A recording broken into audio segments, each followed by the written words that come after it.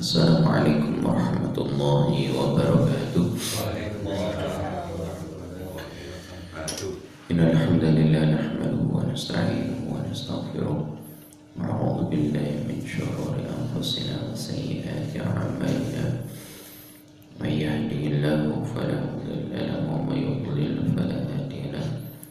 Asyhadu an la ilaha illallah wahdahu la syarika lahu wa asyhadu anna Muhammadan abduhu wa rasuluh.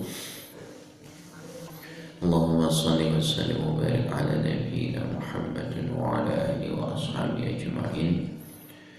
Allahumma anfa'na bima 'allamtana wa 'allimna ma yanfa'una. Allahumma ati nufusana taqwaha wa zakkiha anta khairu man zakkaha anta waliyuha wa maulaha. Amin ya rabbal alamin. Jemaah salat subuh hafizakumullah. Moga sama-sama kita awali subuh yang barokah ini di subuh hari Jumat ini dengan kita sama-sama manjatkan puji serta syukur kita kehadirat Allah Subhanahu wa taala. Kita masih diperkenankan oleh Allah bisa bangun dari tidur malam kita. Kita diberi hidayah oleh Allah Subhanahu wa taala, bisa dengan mudah melangkahkan hati kita untuk mengerjakan sholat subuh berjamaah. Mudah-mudahan ibadah sholat subuh yang kita kerjakan diterima dan diridhoi oleh Allah Subhanahu wa taala. Mudah-mudahan semua dosa-dosa kita diampuni oleh Allah taala dan kita dimasukkan ke dalam surganya. Amin ya rabbal alamin. Jamaah salat subuh hafizakumullah, meneruskan kembali tadabbur Al-Quran berdasarkan urutan turunnya surat di Al-Quran kepada Rasulullah SAW. Kita masih mentadabburi surat urutan ke-46 dari turunnya Al-Quran yang merupakan periode Makkiyah, diturunkan sebelum Rasulullah SAW hijrah ke Madinah, yaitu surat Al-Waqi'ah. Kemarin kita berhenti di ayat ke-20. Kemudian Imam Al-Katsir rahimahullah ta'ala melanjutkan pembahasan ayat 21 sampai ayat ke-26, masih terkait dengan nikmat-nikmat yang Allah Subhanahu wa taala berikan kepada penghuni surga.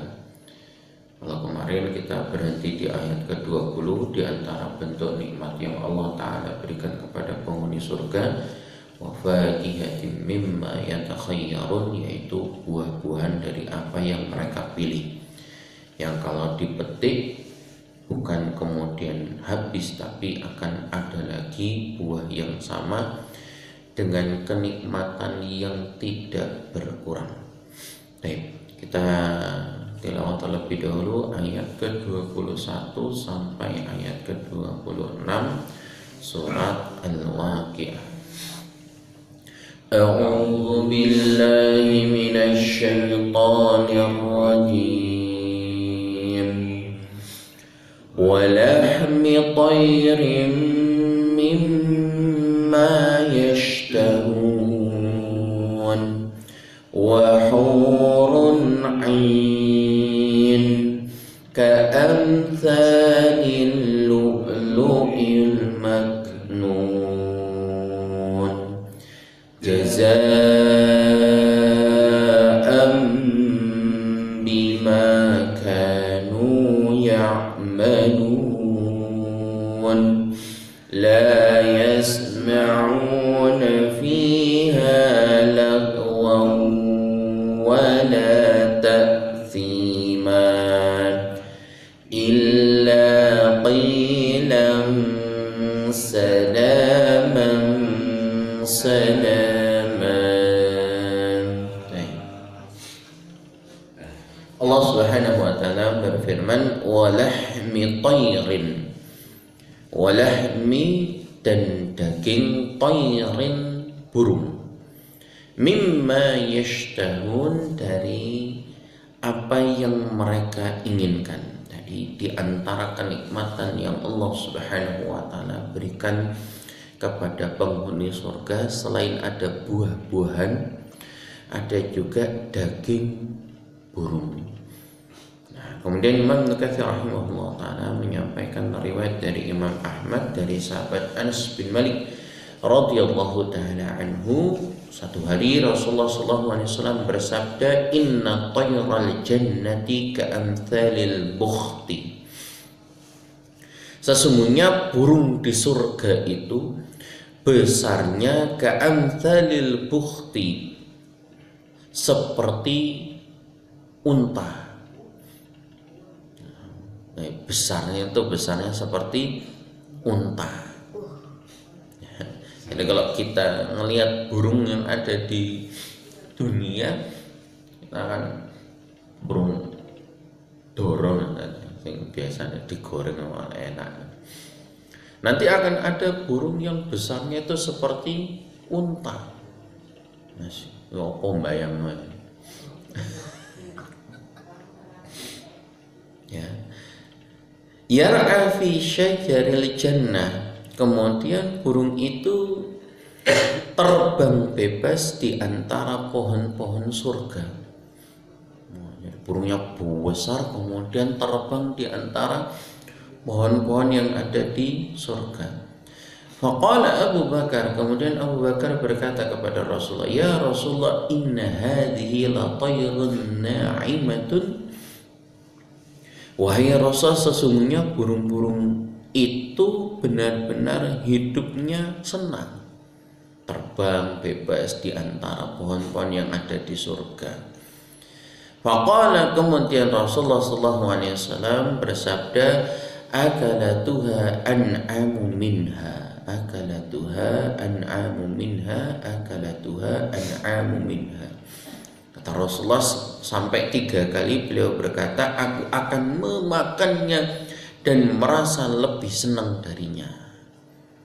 Jadi burung yang sebesar unta itu nanti akan jadi makanan penghuni surga dan tidak ada habisnya. Ya, dan tidak ada habisnya. Sama seperti buah-buahan yang dipetik. Kemudian Rasulullah mengatakan, wa inni la arju an takuna mimman ya'kulu minha.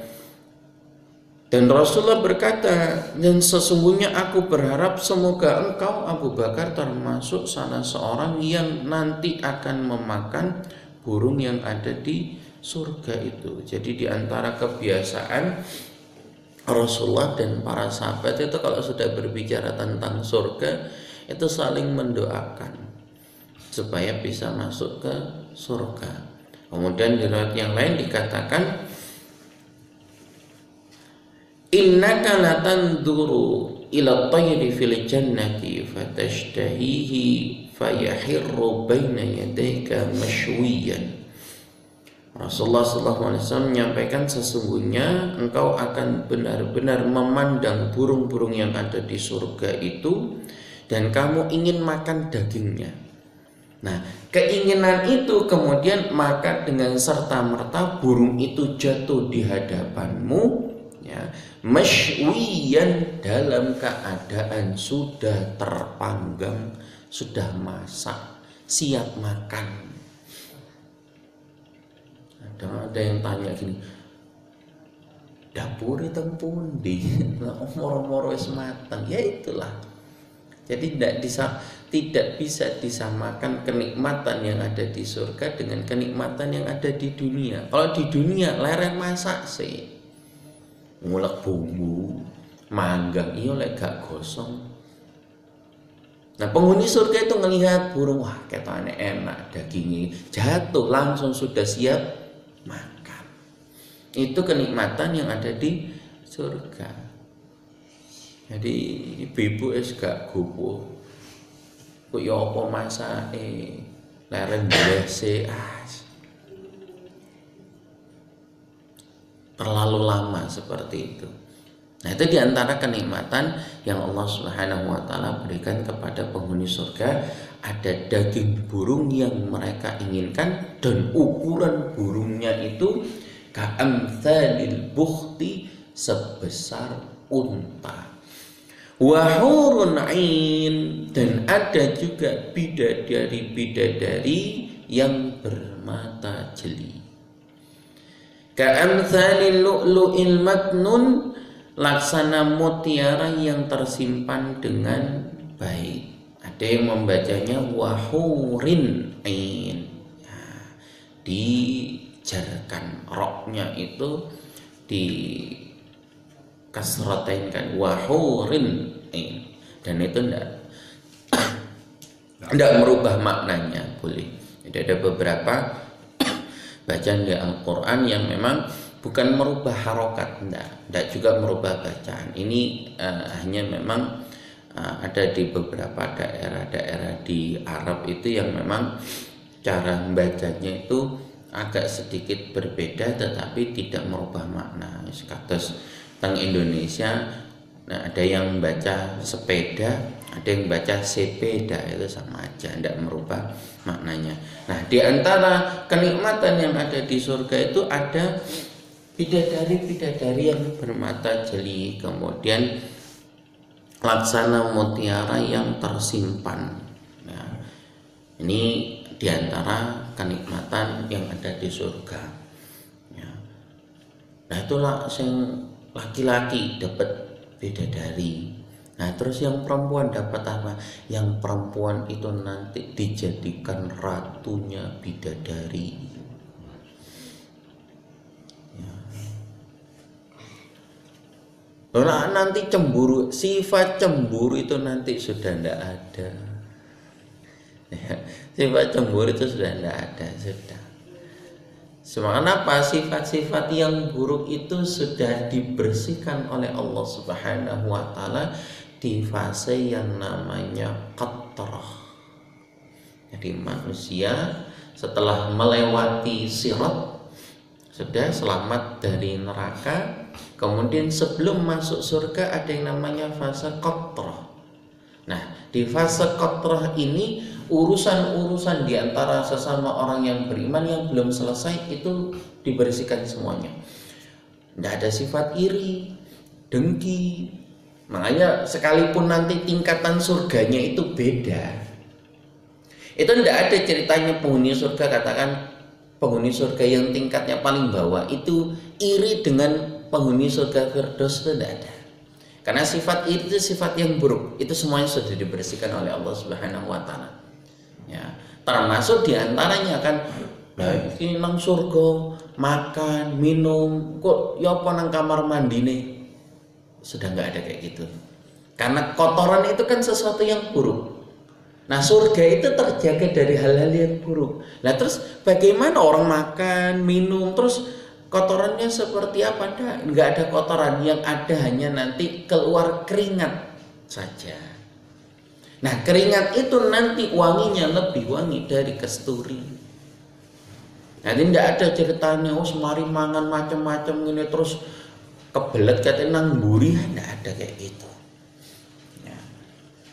Hasil dari apa yang dimakan, apa yang diminum itu kemudian berubah menjadi keringat, yang keringat itu lebih wangi dari kasturi.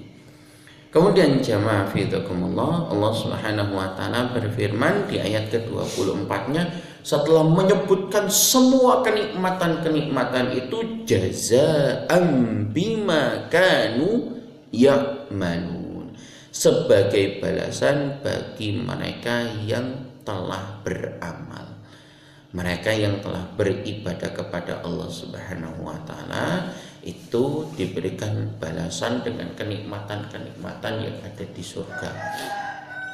Makanya tidak salah kalau kemudian ada orang mengerjakan ibadah terus berdoa minta kepada Allah supaya dimasukkan ke surga. Ya karena memang Allah yang memerintahkan. Beramal, kita sholat minta kepada Allah, Allahumma inni as'aluka ridhoka wal jannah wa na'udzubika min sakhatika wan nar. Ya Allah, aku mohon kepadamu, ridhoilah aku dan masukkan aku ke surga, dan aku berlindung dari murkamu, dan aku berlindung juga dari neraka. Itu tidak salah, boleh. Jadi kalau kemudian ada orang yang mengatakan, oh sampean sholat kok mengharapkan masuk surga. Loh, Allah yang perintahkan. Allah yang perintahkan, silakan. Justru malah kalau orang berdoa, orang kemudian ibadah kemudian nggak berdoa, melakukan sesuatu kemudian nggak berdoa, itu namanya sombong. Orang yang nggak mau berdoa itu orang yang sombong. Sombongnya dalam arti kata nggak butuh sama Allah.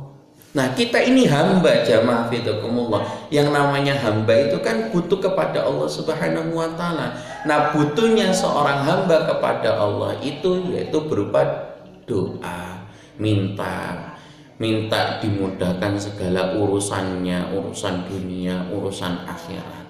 Nah, urusan akhirat, kebaikan-kebaikan yang sudah dikerjakan di dunia diberikan balasan oleh Allah Subhanahu wa taala, macam-macam tadi, masukkan ke surga. Ada makanan, buah-buahan, ada daging, kemudian pelayan-pelayan, jazaa'an bima kanu ya'malun. Itu semuanya adalah balasan bagi apa yang telah mereka kerjakan dulu di dunia. Kemudian di ayat ke-25-nya, la yasma'una fiha laghwan wala ta'thima. Mereka yang masuk surga itu, di dalam surga itu la yasma'una fiha laghwan, tidak mendengar di dalam surga itu perkataan-perkataan yang sia-sia. Wala ta'siman, dan juga tidak mendengar perkataan-perkataan yang menimbulkan dosa. Jadi tidak ada ceritanya nang surga rasan-rasan, ngerasani tonggoni sesama penghuni surga, enggak ada kayak gitu. Dan juga kemudian di berbagi ambek tonggone enggak ada kayak gitu. Semuanya sudah hilang. Makanya ketika dalam riwayat Imam Al-Bukhari dari sahabat Abu Hurairah radhiyallahu taala anhu, satu hari Jibril alaihi salam mendatangi salah satu istrinya Rasulullah, yaitu Khadijah.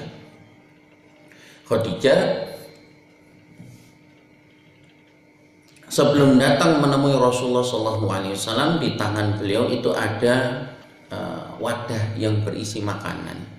Nah, ini di dalam kamar ada Rasulullah sama malaikat Jibril. Jadi sebelum Khadijah ini masuk, sudah malaikat Jibril ketemu lebih dahulu dengan Rasulullah SAW. Kemudian malaikat Jibril mengatakan kepada Rasulullah, wa basyirha bi baitin fil jannah, wahai Muhammad, berikanlah kabar gembira kepada istrimu Khadijah. Kabar gembiranya apa? Bi baitin fil jannah, dengan istana di surga. Jadi orangnya masih hidup, itu sudah dapat kabar gembira jangiku bakal masuk surga, padahal orangnya masih hidup. Itu keutamaannya Khadijah. Tidak hanya itu, tetapi juga faqra alaihi salam min rabbiha wa minni, dan sampaikan juga salam untuk Khadijah dari siapa? Satu, min rabbiha, dari Allah Subhanahu wa taala, dan juga dariku. Jadi yang titip salam kepada Khadijah itu tidak hanya manusia, tapi yang menciptakan manusia, Allah Subhanahu wa taala, itu sampai titip salam. Jenengan dapat salam dari Pak Presiden, wah sawon ya karu-karuan. Itu padahal dari Presiden. Ini dari yang punya alam semesta titip salam. Tidak hanya itu, malaikat Jibril juga titip salam. Masya Allah. Kayak apa kemuliaannya Khadijah itu. Kemudian diberitahukan bahwa nanti bakalan masuk surga, yang surganya itu min qasabin, surganya itu terbuat dari mutiara. Mutiara nih, senas mutiara yang di bukan itu, tapi mutiara yang perhiasan itu ternyata dijadikan istana yang diperuntukkan buat Khadijah. Di istananya itu terbuat dari mutiara. Waduh, mutiara kadang saumur-umur gak rupane mutiara ya opo. Ada kalau yang di mall itu yang sintetis asing kawin. Ya, ini mutiara yang asli. Kemudian Tidak hanya itu, la sohoba fihi wala nasoba.